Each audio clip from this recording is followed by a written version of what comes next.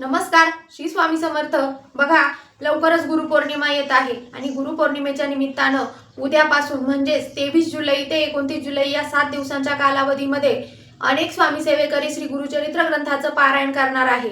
बघा, केंद्रांमध्ये लाखो स्वामी सेवेकरी सामूहिक पद्धतीनं गुरुचरित्र ग्रंथाचं पारायण करत असतात आणि सामूहिक पद्धतीनं जेव्हा आपण गुरुचरित्र ग्रंथाचं पारायण करतो तेव्हा आपली जी काही सेवा असते ती अधिक पटीने फलप्राप्ती करून देत असते. आणि म्हणूनच तुम्हाला जर शक्य झालं तर उद्यापासून सुरू होणाऱ्या श्री गुरुचरित्र ग्रंथाच्या सामूहिक पारायणामध्ये तुमच्या घराजवळील स्वामी महाराजांच्या मंदिरात केंद्रात जाऊन आवर्जून सहभागी व्हा. आता नाही जमलं तुम्हाला सामूहिक पद्धतीने पारायण करायला तर आपल्या घरामध्येच अनेक स्वामी सेवेकरी पारायण करत असतात. आता आजच्या या व्हिडिओमध्ये आपण श्री गुरुचरित्र ग्रंथाच्या पारायणाशी संबंधित विशेष कोणते नियम आहे, कोणत्या गोष्टी आपल्याला करायच्या आहे, कोणत्या गोष्टी टाळायच्या आहे आणि कोणते विशेष नियम आपल्याला या पारायणाच्या दरम्यान पाळायचे आहे याबद्दल आजच्या व्हिडिओमध्ये आपण माहिती पाहणार आहोत. आणि म्हणून माहिती कुठेही स्किप करू नका, शेवटपर्यंत ऐका. तर बघा, गुरुचरित्र ग्रंथाच्या पारायणाची तयारी आपल्याला पारायणाच्या आदल्या दिवशीच करायची असते. म्हणजे आता तुम्ही उद्यापासून म्हणजे 23 जुलैपासून गुरुचरित्र ग्रंथाचं पारायण करायला सुरुवात करणार आहात तर तुम्हाला आदल्या दिवशी म्हणजेच 22 तारखेला दिवसभरात 2 महत्त्वाची कामं करायची असतात. आता पहिलं म्हणजे आपल्याला आपल्या घराजवळ स्वामी महाराजांच्या केंद्रात जायचं आहे, दत्त महाराजांच्या मंदिरात जायचं आहे. नारळ खडी साखर घेऊन तिथे जाऊन स्वामी महाराजांना मुजरा करायचा आहे आणि स्वामी महाराजांना सांगायचं आहे की मी उद्यापासून श्री गुरुचरित्र ग्रंथाचं 7 दिवसाचं पारायण या गुरुपौर्णिमेपर्यंत करत आहे. माझी ही सेवा तुमच्या चरणात मी अर्पण करत आहे. ही सेवा निर्विघ्नपणे पूर्ण करून घ्या. सेवेमध्ये कोणताही खंड येऊ देऊ नका. आणि जर तुमची काही इच्छा असेल तर ती सांगायची आहे. ती पूर्ण होण्यासाठी तुम्ही सेवा गुरुचरित्र ग्रंथाचं पारायण करत आहात असं सांगून घरी यायचं आहे. आता त्याच दिवशी म्हणजे 22 तारखेला दिवसभरात किंवा संध्याकाळच्या वेळेला आपल्याला 5 चाणक्या करायच्या आहे. आता 5 चाणक्या म्हणजे 5 नैवेद्य करायचे छोटे छोटे. त्यातील 4 नैवेद्य आपल्याला 4 कुत्र्यांना खाऊ घालायचे आहे आणि एक नैवेद्य जो आहे तो आपल्याला गाईला खाऊ घालायचा आहे. आता 4 कुत्रे म्हणजे 4 वेदांचं प्रतीक आणि गाय ही कामधेनूचं प्रतीक आहे आणि म्हणून 4 कुत्रे आणि एका गाईला आपल्याला आदल्या दिवशी नैवेद्य खाऊ घालायचा आहे. आता यानंतर जर तुम्हाला श्री गुरुचरित्र ग्रंथाचं पारायण घरामध्ये करायचं असेल तर आपल्या घरामध्ये तुम्ही आदल्या दिवशीच म्हणजे 22 तारखेला दिवसभरात केव्हाही पूजेची मांडणी करून ठेवू शकतात. असं केल्याने तुम्हाला दुसऱ्या दिवशी म्हणजे सेवेचा जो पहिला दिवस असेल त्या दिवसाला सेवा करायला जास्त उशीर होणार नाही आणि म्हणून जमल्यास तुम्हाला आदल्या दिवशीच पूजेची मांडणी करायची आहे.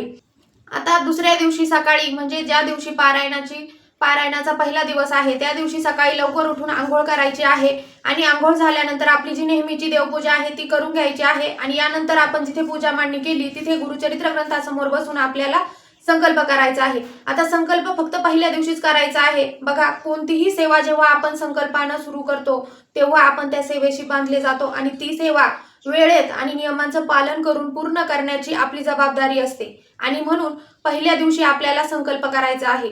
आता यानंतर आपलं जे दररोजचं ग्रंथ वाचन आहे ते आपल्याला एकाच वेळेत करायचं आहे. म्हणजे पहिल्या दिवशी जर तुम्ही सकाळी उठून पहाटे वाचन करणार असेल तर पुढचे 7 दिवस तुम्हाला पहाटेच वाचन करायचं आहे. तुम्ही जर दुपारी वाचन केलं तर इतर दिवस दुपारीच वाचन करायचं आहे. म्हणजे तुमच्या वेळेमध्ये तुम्हाला सातत्य ठेवायचं आहे. शक्यतो एकाच वेळेला सेवा पूर्ण करण्याचा प्रयत्न करा.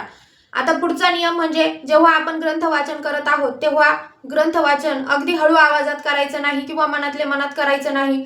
ग्रंथ वाचन मोठ्या आवाजात करायचं आहे. कमीत कमी आपल्याला ऐकू येईल एवढ्या मोठ्या आवाजात आपल्याला ग्रंथ वाचन करायचं आहे.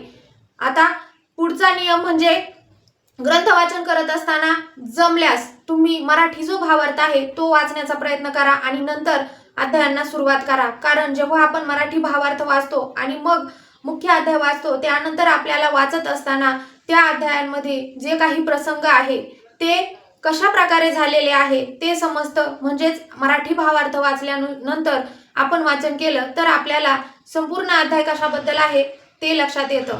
आता पुढचा नियम म्हणजे जेव्हा गुरुचरित्र ग्रंथाचं पारायण घरामध्ये चालू आहे तेव्हा आपल्याला जास्तीत जास्त गोमित्राचा वापर करायचा आहे. बघा, घरामध्ये वारंवार आपल्याला गोमित्र शिंपडायचं आहे. जिथे पूजेची मांडणी केलेली आहे तिथं गोमित्र शिंपडायचं आहे. एखादी व्यक्ती बाहेरून घरात आली तर तेव्हा आपल्याला गोमित्र शिंपडायचं आहे. घरामध्येही गोमित्र शिंपडायचं आहे. थोडक्यात गुरुचरित्र ग्रंथाच्या पोथीचं आपल्याला पावित्र्य या 7 दिवसांमध्ये पाळायचा आहे। आता ग्रंथ वाचून झाल्यानंतर आपल्याला तो लाल कपड्यात झाकून ठेवायचा आहे। ग्रंथाला वारंवार हात लावायचा नाही किंवा जिथे पूजेची मांडणी केली आहे तिथे वारंवार कुणीही जायचं नाही। आता पुढचा नियम म्हणजे आपल्याला या गुरुचरित्र पारायणाच्या काळामध्ये मांसाहार पूर्णपणे वर्ज करायचा आहे। घरामध्ये मांसाहार आणायचा नाही किंवा इतर कुणालाही खाऊ द्यायचा नाही। 7 दिवस गुरुचरित्र ग्रंथाचं पारायण आहे तोपर्यंत मांसाहार घरामध्ये आणायचा नाही, पूर्णपणे बंद करायचा आहे। पुढचा नियम म्हणजे आपल्याला ब्रह्मचर्याचं पालन करायचं आहे। बघा, हा खूप महत्त्वाचा नियम आहे। गुरुचरित्र ग्रंथाचं पारायण जोपर्यंत चालू आहे तोपर्यंत आपल्याला ब्रह्मचर्याचं पालन करायचं आहे। आता पुढचा नियम म्हणजे आपल्याला या 7 दिवसांमध्ये परान्न वर्ज करायचं आहे, म्हणजे दुसऱ्याच्या घरचं काहीही आपल्याला खायचं नाही किंवा बाहेरून आणलेला कोणताही पदार्थ खायचा नाही। मग तुम्ही हॉटेलमधून किंवा बाजारातून काही आणायचं नाही आणि खायचं नाही। तुम्ही फक्त जे घरामध्ये तयार करणार आहात तेच अन्न, सात्विक अन्न ग्रहण करायचं आहे। आता या 7 दिवसांमध्ये आपल्याला मसालेदार किंवा कांदा लसूण घातलेले पदार्थ खायचे नाही, तेलकट पदार्थ खायचे नाही। थोडक्यात म्हणजे आपल्याला या 7 दिवसांमध्ये गुरुचरित्र पारायणाच्या 7 दिवसांमध्ये सात्विक अन्न ग्रहण करायचं आहे। तुम्ही हिरव्या पालेभाज्या खाऊ शकतात।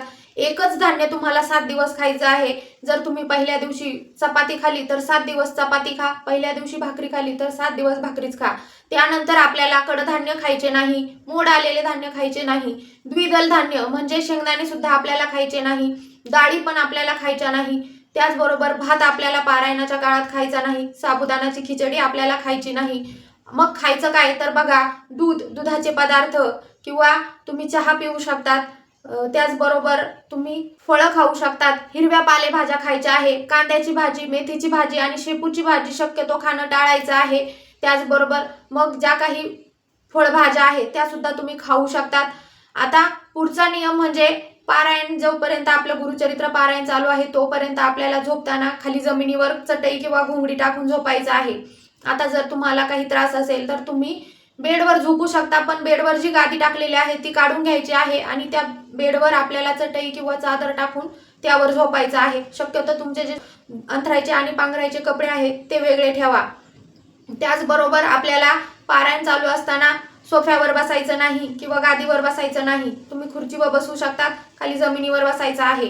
त्याचबरोबर जेव्हा आपण पारायण वाचन सुरू करणार आहोत त्यावेळेस वाचन करत असताना आपल्याला आपल्या आसनाजवळच दत्त महाराजांसाठी एक आसन ठेवायचं आहे आणि एक तांब्या भरून पाणी ठेवायचं आहे। बघा, असं म्हणत असतात की जेव्हा आपण गुरुचरित्र ग्रंथाचं वाचन करतो तेव्हा ते वाचन ऐकण्यासाठी साक्षात दत्त महाराज येऊन बसलेले असतात आणि म्हणून दत्त महाराजांसाठी आपल्याला आपल्या शेजारी एक आसन आणि एक तांब्याभर पाणी ठेवायचं आहे। आता पुढचा नियम म्हणजे बघा, जेव्हा गुरुचरित्र ग्रंथाचं पारायण चालू आहे तेव्हा आपल्याला कुणाच्याही अंत्यविधीला जायचं नाही, दहाव्याला जायचं नाही किंवा बाहेर गावी सुद्धा आपल्याला या 7 दिवसांमध्ये जायचं नाही। शक्यतो आपल्याला जितकं होईल तितकं आपल्या घरामध्येच राहायचं आहे, बाहेर इतर कुणाशी जास्त संपर्कात यायचं नाही। आता बघा, स्त्रियांच्या बाबतीत सांगायचं झालं तर मासिक धर्म जर स्त्रियांना पारायणाच्या दरम्यान आला तर पारायण तिथेच थांबवायचं आहे। घरातील इतर व्यक्तींकडून किंवा शेजारी पाजारी कुणी असेल त्यांच्याकडून किंवा एखाद्या ब्राह्मणाकडून तुम्ही ते वाचन पूर्ण करून घ्यायचं आहे आणि 7व्या दिवशीच उद्यापन करायचं आहे। आता जेव्हा सुतक किंवा विटाळ आपल्याला गुरुचरित्र ग्रंथाच्या पारायणाच्या दरम्यान येत असतो तेव्हा वाचन थांबवायचं नाही। आपल्या शेजारी पाजारी कुणी असेल किंवा आपले नातेवाईक असतील किंवा ब्राह्मणांकडून आपल्याला आपल्या गुरुचरित्र ग्रंथाचं वाचन पूर्ण करून घ्यायचं आहे। 7व्या दिवशी साधा नैवेद्य दाखवून काहीतरी उद्यापन करून घ्यायचं आहे। तर बघा, अशा प्रकारे अतिशय सोपे नियम आहे। या नियमांचं पालन करूनच आपल्याला गुरुचरित्र ग्रंथाचं वाचन करायचं असतं। आता बघा, जोपर्यंत पारायण चालू आहे तोपर्यंत आपल्या घरामध्ये कुणीही व्यक्ती आली, एखादा प्राणी आला, पक्षी आला, गाय आली, कुणालाही रिकाम्या हाताने जाऊ द्यायचं नाही।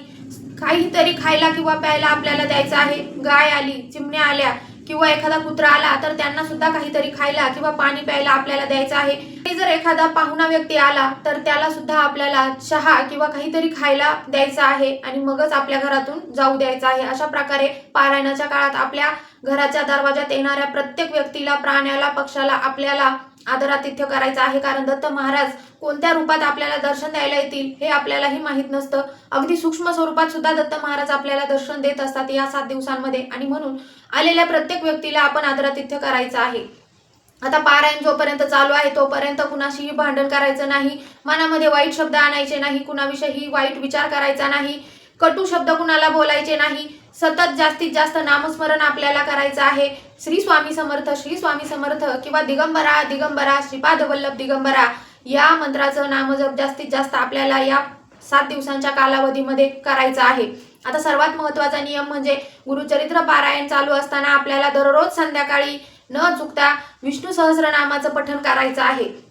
आता दिवसभरात पारायण चालू असताना आपल्याकडून अनेक चुका होत असतात, त्या चुकांची क्षमा याचना म्हणून आपल्याला संध्याकाळी श्री विष्णू सहस्रनामाचं पठण करायचं असतं. आता पारायण चालू असताना आपल्याला दररोज सकाळी आणि संध्याकाळी गुरुचरित्र ग्रंथाला नैवेद्य दाखवायचा आहे. त्याचबरोबर आरती सुद्धा आपल्याला सकाळी आणि संध्याकाळी करायची आहे. नैवेद्य तुम्ही जी काही भाजी चपाती खाणार आहात त्याच वस्तूंचा नैवेद्य दाखवा आणि थोड्या वेळानं तोच नैवेद्य तुम्ही खाऊन घ्यायचा आहे.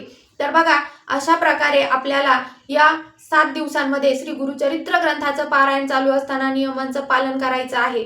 बघा, अतिशय सोपे आणि साधे नियम आहे, पण जर आपण या नियमांचं पालन करून जर आपलं पारायण पूर्ण केलं तर नक्कीच साक्षात दत्त महाराज आपल्याला साक्षात्कार घडून देतात, दर्शन देत असतात. तर बघा, अशा प्रकारे हे सोपे सोपे नियम पाळून आपल्याला गुरुचरित्र ग्रंथाचं पारायण करायचं आहे. आता गुरुचरित्र ग्रंथाचं पारायणाची पूजा मांडणी कशा प्रकारे करायची, कोणते नियम पाळायचे आणि उद्यापन कशा प्रकारे करायचे याचा एक लॉंग व्हिडिओ चॅनलवर अपलोड केला आहे. तुम्हाला खाली डिस्क्रिप्शनमध्ये लिंक मिळून जाईल. त्याचबरोबर गुरुचरित्र ग्रंथाचं उद्यापन कशा प्रकारे करायचं याचा व्हिडिओ लवकरच आपल्या चॅनलवर येऊन जाईल. आता जर माहिती आवडली असेल तर ही माहिती जास्तीत जास्त आपल्या स्वामी मित्र परिवारासोबत शेअर करा, व्हिडिओला लाईक करा, चॅनल सबस्क्राईब करा. पुन्हा भेटू नवीन माहितीसोबत. तोपर्यंत धन्यवाद. श्री स्वामी समर्थ.